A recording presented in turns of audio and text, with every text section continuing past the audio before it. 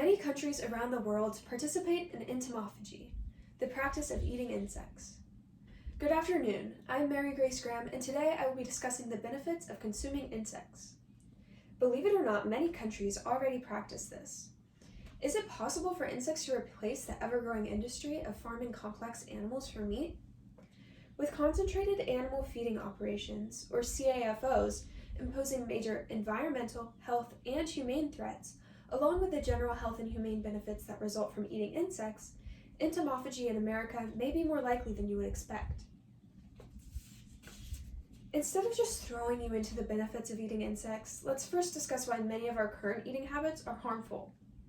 The competitive society of America today is always looking for ways to minimize costs and maximize profits. CAFOs accomplish this by packing large metal buildings full of animals. Here in the picture you can see the cows. You can barely tell them apart from each other as they're so closely packed. More often than not, the cages these animals are kept in are often too small for them to even turn around in.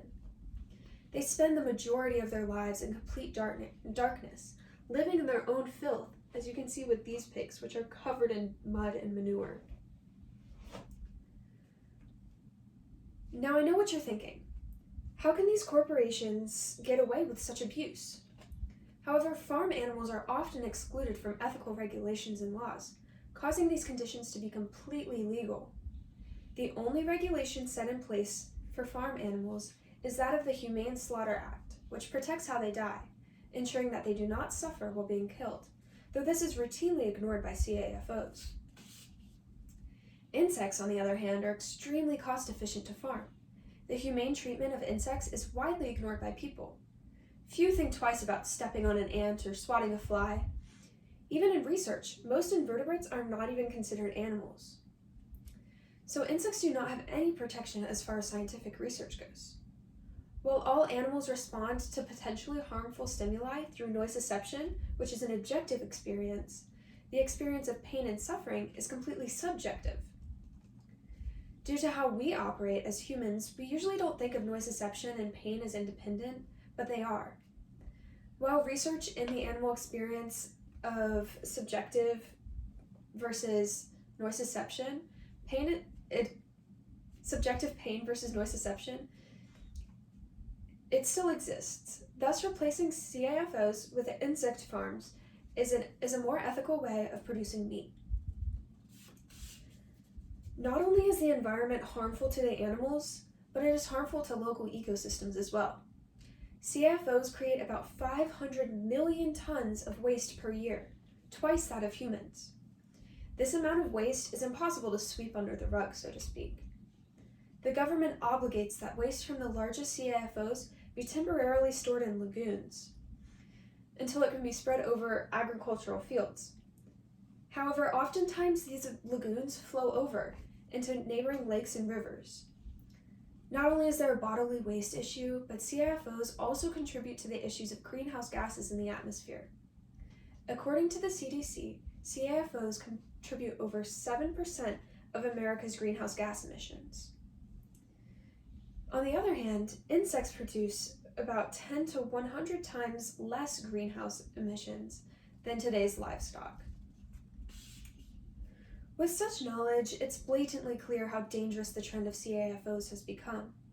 By the year 2050, there is expected to be about 9 billion people living on this earth. The influx in population will lead to a 60% increase in demand for food. So what is holding people back from eating insects? A common argument brought up is that of disease. Several insect species are known for the diseases that they carry spreading to humans, such as malaria and Zika, which are common among mosquitoes. In regard to eating insects, however, this issue is less of a concern.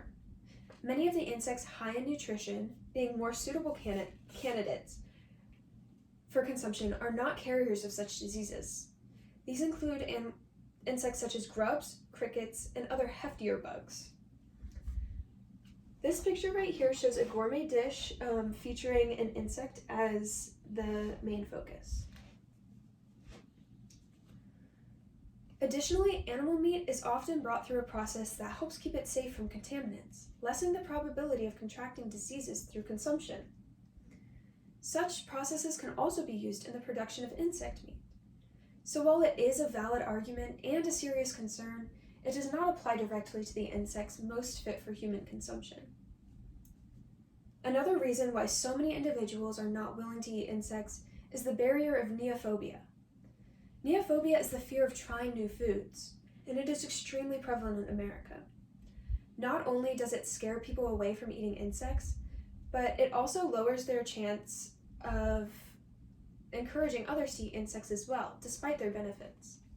Studies show that many actually support the idea of eating insects, yet their own willingness to do so is far lower. Such situations of restaurants taking insects off their menu because they don't sell are common. Just agreeing with the concept is not the same as practicing it, as the two factors are completely independent. Through education and over time, we may be able to overcome this issue of neophobia, especially in regards to insects. Insects provide so many health benefits and contain many nutrients. They're generally high in protein and low in calories, making them an ideal source of lean protein.